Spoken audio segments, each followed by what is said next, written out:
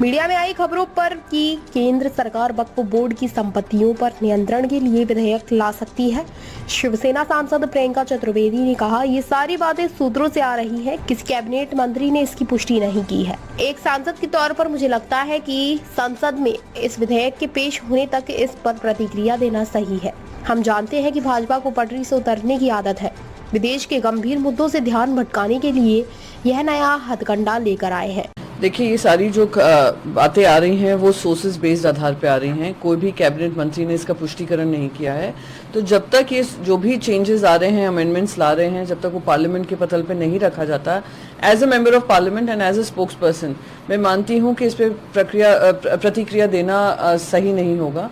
और सब जानते हैं कि भारतीय जनता पार्टी की आदत डिरेल करने की है।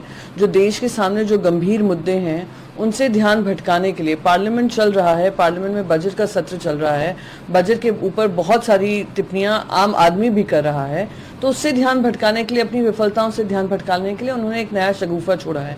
तो जब तक ये पार्लियामेंट में नहीं आता है, मैं इस पर कोई किसी तरीके की टिप्पणी नहीं दूंगी। All India Muslim personal law board ने भी इस पर वो उनकी सोच होगी, वो उनकी प्रतिक्रिया है। मैं इस पर भी कोई टिप्पणी नहीं करना चाहूँगी, क्योंकि AIM PLB का इसके संबंध में जो भी विचारधारा होगी उससे ना तो हम वाकिफ हैं, ना हम उससे राजनीतिक कोई निर्णय ले सकते हैं। संविधान के दायरे में रहना बहुत महत्वपूर्ण है। इसी के चलते सुप्रीम कोर्ट ने महाराष्ट्र के गवर्नर पे क्या टिप्पणी की थी वो देश जानता है। आज दुर्भाग्य इस बात का है कि कॉन्स्टिट्यूशनल पोजीशन जो है उसको भारतीय जनता पार्टी उसका इस्तेमाल कर कर राज्य सरकारों को काम नहीं करने दे रही, खास करके वो सरकारें जो विपक्ष में हैं।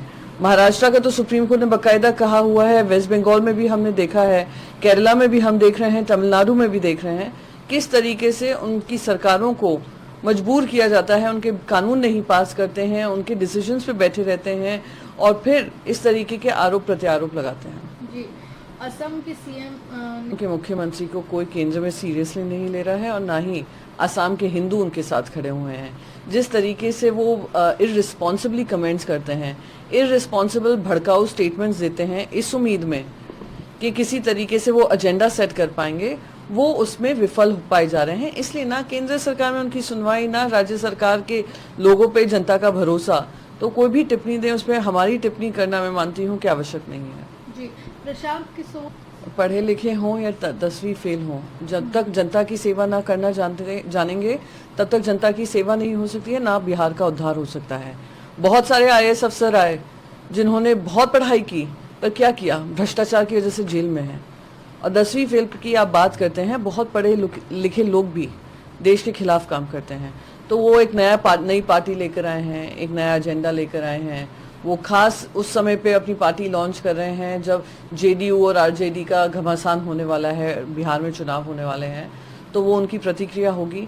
पर ये मानकर चलना कि सिर्फ पढ़ा लिखा ही आदमी देश को आगे बढ़ा सकता है और जो कम पढ़ा है उसको समझ नहीं है, ये बहुत ही गलत बात होगी और दुर्भाग्यपूर्ण होगा। इतिहास गवाह है देश का कि जो लोग कम पढ़े लिखे हैं, अगर उनकी देश सेवा और देश को आगे बढ़ाना उनका मन है, अपने राज्य को आगे बढ़ाना उनका मन है, तो आगे बढ़ाकर ही रहेंगे।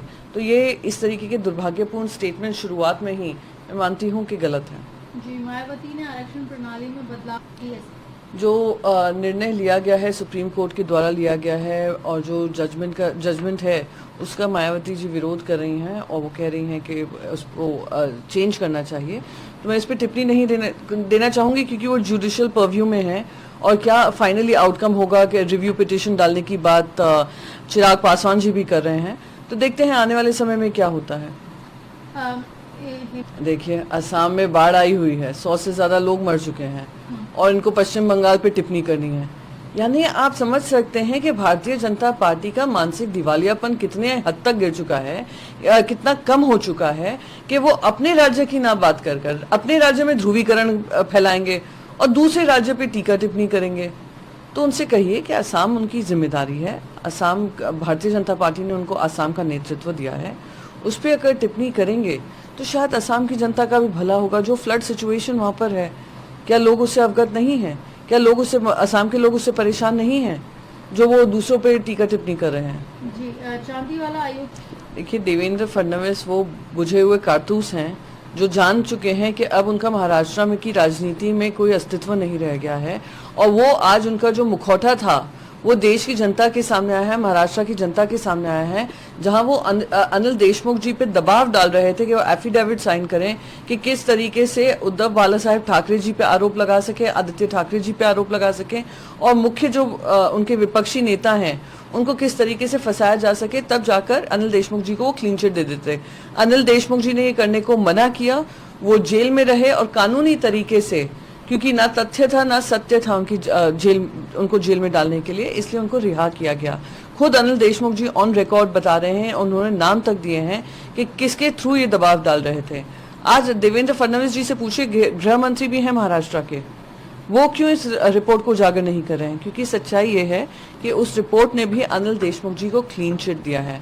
अनिल देशमुख जी का कोई इसमें लेना देना नहीं था। जिस तरीके से एक षड्यंत्र महाविकास अघाड़ी के खिलाफ बनाया गया, और उसके जो मैं कहती हूँ जो डायरेक्टर थे और प्रोड्यूसर थे वो खुद देवेंद्र फडणवीस जी थे। वो जानते हैं कि वो एक्सपोज हो चुके हैं बुरी तरीके से, तो अब जो भी एक्सप्लेनेशन दें, जनता उनके साथ जुड़ी नहीं है। जयराम रमेश, इस तरीके से जब बच्चे अपना एग्जाम देने जाते हैं, उनकी एंट्रेंस एग्जाम की फीस होती है, एंट्रेंस एग्जाम कर फिर कैंसिल हो जाते हैं, फिर रीशेड्यूल हो जाते हैं, तो वो जो कॉर्पस बन रहा है वो कॉर्पस एनटीए को और मजबूत करने के लिए नहीं बन रहा है। वो दुर्भाग्य इस बात का है, जो जयराम रमेश जी पार्लियामेंट्री क्वेश्चन के आधार पर जो जवाब मिला है उससे स्पष्ट हो रहा है कि और पुख्ता और मजबूत करने के लिए एनटीए का काम नहीं हो रहा है। और बार बार जब हम अकाउंटेबिलिटी केंद्र सरकार से मांगते हैं एनटीए की, क्योंकि NTA act of parliament of India नहीं था, एक कैबिनेट डिसीजन के माध्यम से ये बनाया गया था, तो उसकी अकाउंटेबिलिटी तय होना जरूरी है। और ये जो पार्लियामेंट्री क्वेश्चन से जवाब सामने आया है उससे स्पष्ट हो गया है कि जो पैसा वसूली हो रही है स्टूडेंट से, उनको स्टूडेंट्स को एक फ्री एंड फेयर एग्जामिनेशन का चांस नहीं दिया जा रहा।